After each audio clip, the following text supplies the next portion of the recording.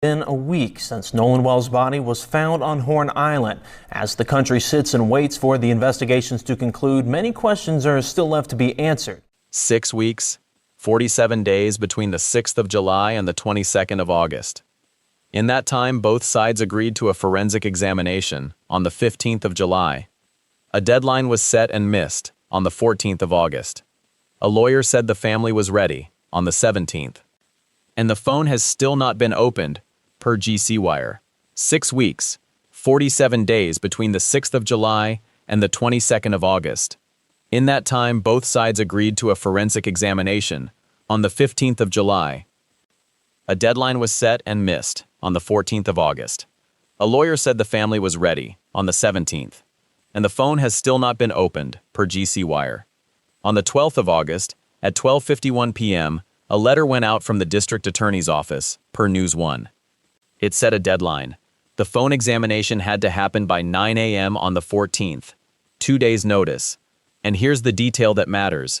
The parents were out of state at the time. Nolan's mother, Christine Wansley, was not in Mississippi when that deadline was set. The next day, the 13th, attorney Liza Park described a plan, per TMZ, one joint examination. The DA's office would be there. The family's forensic team would be there, possibly the FBI. Everyone in one room, watching the same process. That was the plan on the 13th. Then the 14th came, the deadline passed, and according to WTVA, the parties had not agreed on a forensic protocol. Not the scope, not the method, not the chain of custody, not preservation, not access. The plan existed, but the rules for how to actually open the phone did not. Think about what that means. You cannot just swipe a dead person's phone open. A forensic examination is a controlled process. Every step is documented. Who touches the device? What software reads it? How the data is copied? How it is stored? Who gets to see the results? All of that has to be agreed before anyone touches the screen. And as of the 14th, none of it was. 3 days later, on the 17th, Ben Crump spoke. The family's attorney said they are ready for a joint forensic inspection, per WLBT. Ready. The word is right there. The family is not the one holding this up. So where does that leave us? The phone is a sealed object. The district attorney has said all evidence stays sealed until it is presented to a grand jury, per NOLA.com. That is the official position. Nothing gets released early. No partial findings. No previews. But here is the tension in the record. The DA's office set a deadline on the 12th. The family's attorney said they were ready on the 17th.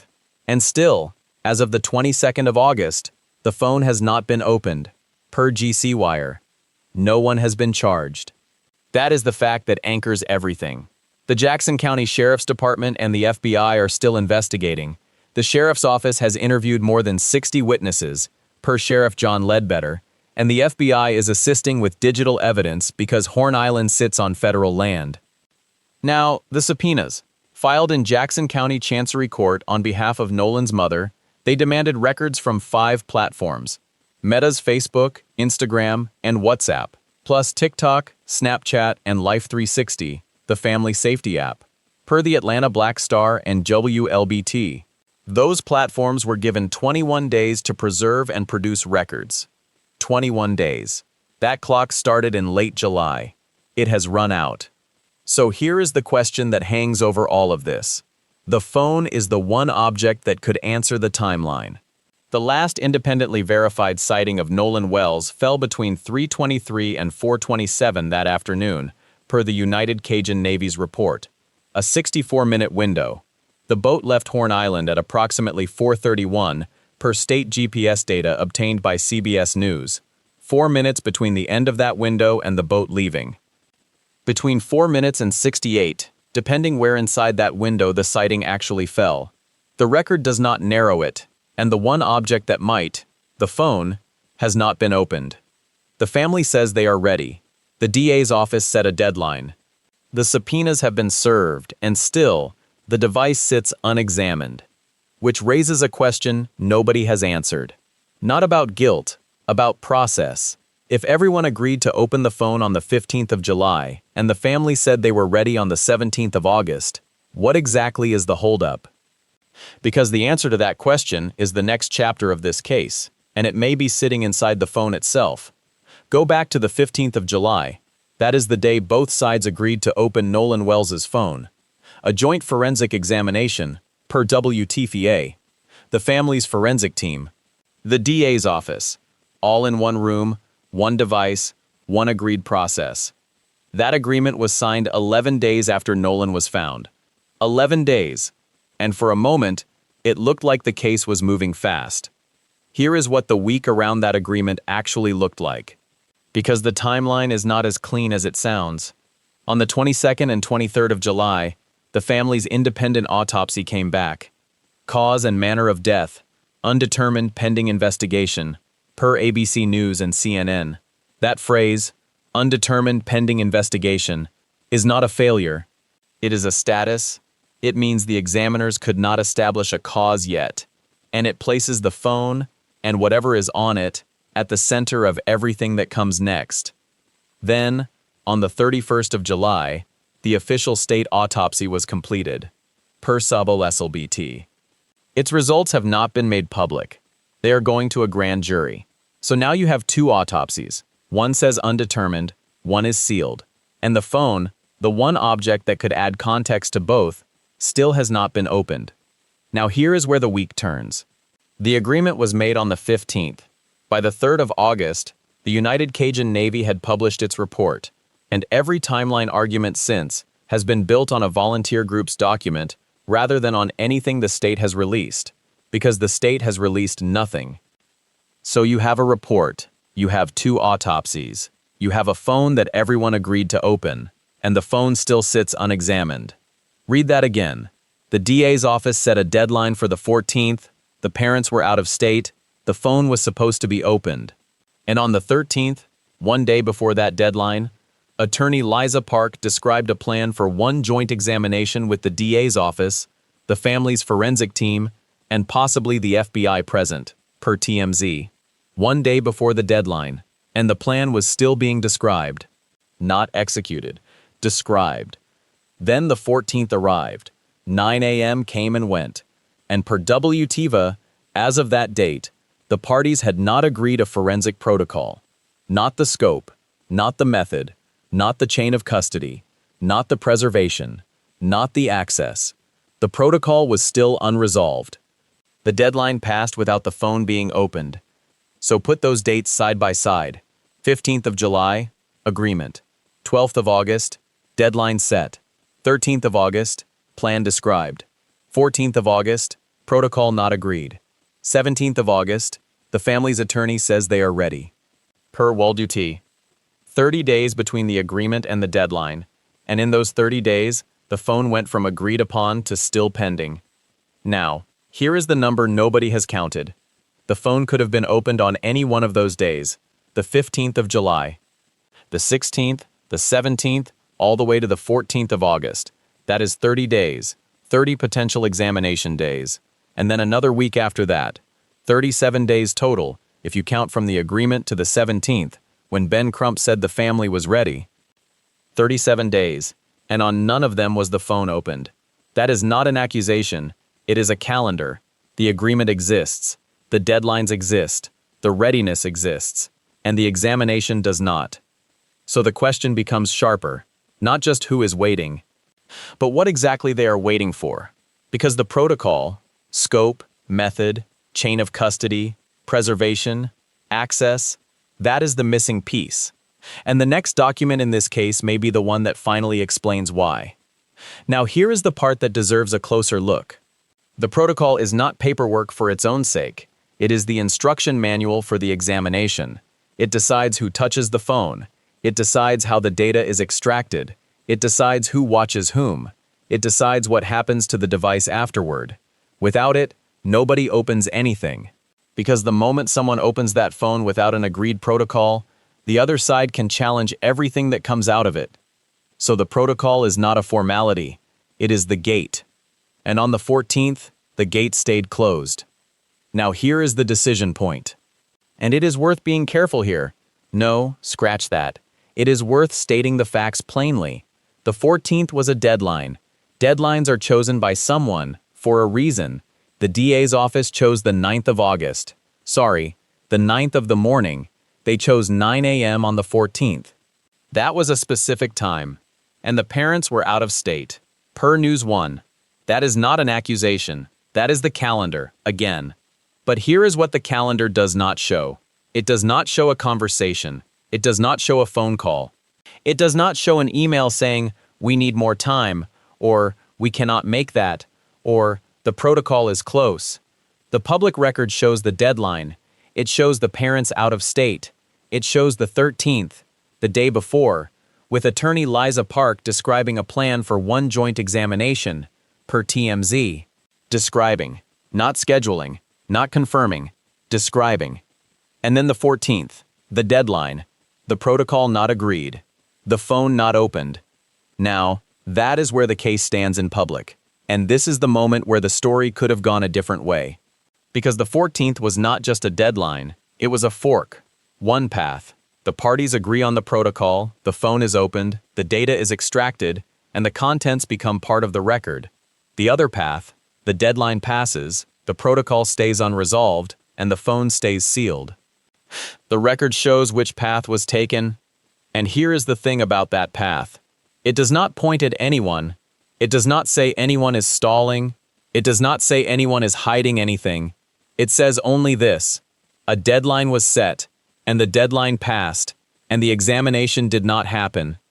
That is all the public record contains. But the public record is not the whole record, because there is another date in this case, a date that might matter more than the 14th. Per NOLA.com, the district attorney has said all evidence stays sealed until it is presented to a grand jury. All evidence. The phone is evidence. The phone stays sealed until the grand jury. So the question is not just why the phone was not opened on the 14th. The question is what happens to the phone now? Because if the grand jury is the gatekeeper, then the phone waits, unless something changes. And that is the decision point. The 14th was the first fork. The grand jury is the second. And between those two forks there is a window. A window where the phone could still be opened, where the protocol could still be agreed, where the joint examination could still happen, with the DA's office, the family's forensic team, and possibly the FBI present, per TMZ. So the readiness is there. The agreement was there, back on the 15th of July. The deadline was there, on the 14th of August. And the phone is still waiting. And here is the question that calendar leaves us with. The grand jury is coming. The evidence stays sealed until then. So the phone will be opened eventually, or it will not. And the next document in this case will tell us which one it is. Because someone has to make that call, and whoever makes it makes the decision point real. The question is when, and the answer might be the very next thing we learn. On the 6th, the Jackson County Sheriff's Department had a body on Horn Island. That is where the public record starts. Per CNN and Locks, Nolan Wells was found that day, and in the first days after, the sheriff's office was already talking. John Ledbetter told reporters his office had interviewed more than 60 witnesses per Locks. 60. That number was out there within 10 days of the body being found. Now here is what we know today. We know the phone exists. We know both sides agreed to open it on the 15th of July. We know a deadline came and went on the 14th of August. And we know, as of that same day, per WTVA, the parties had not agreed on a forensic protocol. Scope, method, chain of custody, preservation, access, none of it settled. So the question writes itself. 60 witnesses, interviewed. 2 autopsies, completed. Subpoenas, served. And the phone has not been opened. Here is what was knowable then. In the first week, the sheriff's office gave the public a shape. 60 witnesses, the FBI assisting with digital evidence because Horn Island sits on federal land, per the sheriff's department. The 3 friends on the boat, interviewed. That was the frame. That was the picture as of the 16th of July. Here is what is knowable now. The picture has not changed. The frame is the same. The witnesses were interviewed. The autopsies came back. The family's independent one, per ABC News and CNN, with a cause and manner of death of undetermined pending investigation. The official state autopsy, completed by the 31st of July, per WLBT, its results not public, going to a grand jury. And the phone. The phone is the object that has not moved. Now, the criticism. It is fair to ask why. Not why in the sense of accusing anyone, but why in the sense of the calendar. The agreement was the 15th of July. The deadline was the 14th of August. That is 30 days. 30 days between a signed agreement and a missed deadline. And in those 30 days, the protocol was not settled. The examination did not happen. The family's attorney, Ben Crump, said on the 17th of August, the family is ready for a joint inspection, per WLBT. Ready, that word is in the record. So the readiness is documented. The agreement is documented. The deadline is documented. And the phone is still sealed. Here is what that means for you, the viewer. You are watching a case where the public record has a hole in it. Not a hole that points at anyone. A hole that points at a process. A process that was agreed to, scheduled, and then, per the record, not completed. And here is the part that should make you pause. The district attorney has said all evidence stays sealed until it is presented to a grand jury, per NOLA.com. All evidence. So the phone is not just unopened, it is sealed, by policy, until a grand jury sees it. So we have a letter. We have a deadline. We have a family that was not in the room. And we have a phone that stayed sealed. Now, the next document in this case will tell us what happens next. But before we get to that, there is one more thing in the record. One more date, and it might be the most important one of all. The 13th of August, one day before the deadline.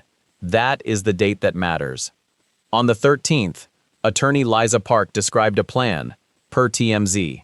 One joint examination, the district attorney's office, the family's forensic team, possibly the FBI, present in the room.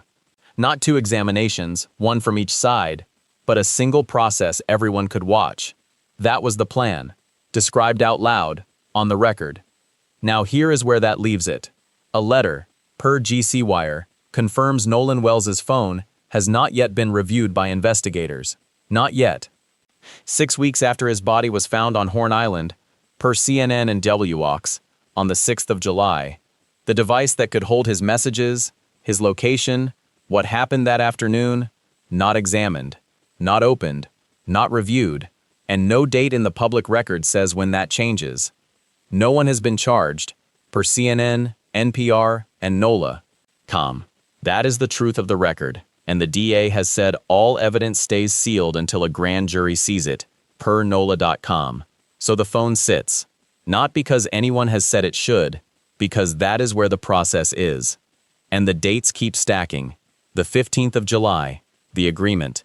The 12th of August, 12:51 p.m., the letter from the DA's office. The 14th of August, 9 a.m., the deadline.